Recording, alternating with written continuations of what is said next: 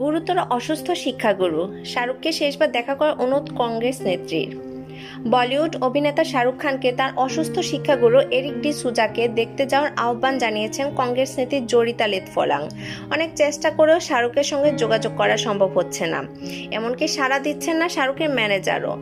Eric D সুজা শাহরুখের জীবনে কি তা অভিনেতা জানান, তাই এবার শাহরুখের উদ্দেশ্যে ভিডিও বার্তা দিয়েছেন কংগ্রেস নেত্রী। 14 জুন জরিতা লেথফলাং একটি পোস্ট শেয়ার করেছেন।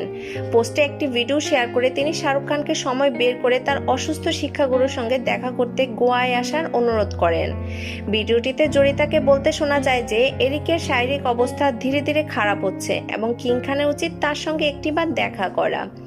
জরিতা লেথফলাং আরও বলেন, শাহরুখ আপনি কয়েক মিনিটের সময় বের করে গোয়ায় এসে এরিকের সঙ্গে প্লিজ একটিবার দেখা করুন। তার কথায় গোয়া থেকে মুম্বাই খুব বেশি দূরে নয়। মুম্বাই থেকে গোয়া যেতে ফ্লাইটে মাত্র 1 ঘন্টা লাগে। এরিকের অবস্থা ধীরে ধীরে খারাপ হচ্ছে, এমনকি কথা বলাও বন্ধ করে দিয়েছেন তিনি।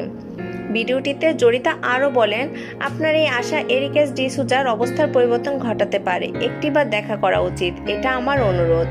আপনি তার মনে শান্তি আনতে পারেন, কারণ তার অবস্থা প্রতিদিন খারাপ হচ্ছে। এছাড়া জরিতা লেথফলাং আরও একটি ভিডিও শেয়ার করেছেন, যেখানে শাহরুখ খানকে এরিকের সঙ্গে দেখা যায়, একে অপরকে আলিঙ্গন করতে দেখা যায়। এতে ভিডিওটিতে দুজনকে আবেগতাড়িত অবস্থায় দেখা গেছে।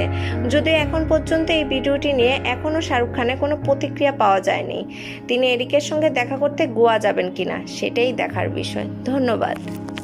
যদি আমার ভিডিওটি আপনাদের ভালো লেগে থাকে তাহলে অবশ্যই একটা লাইক, কমেন্ট এবং শেয়ার করে পাশে থাকবেন। আর হ্যাঁ, আমার চ্যানেলটি সাবস্ক্রাইব এবং বেল বাটনে চাপ দিতে অবশ্যই ভুলবেন না। ধন্যবাদ।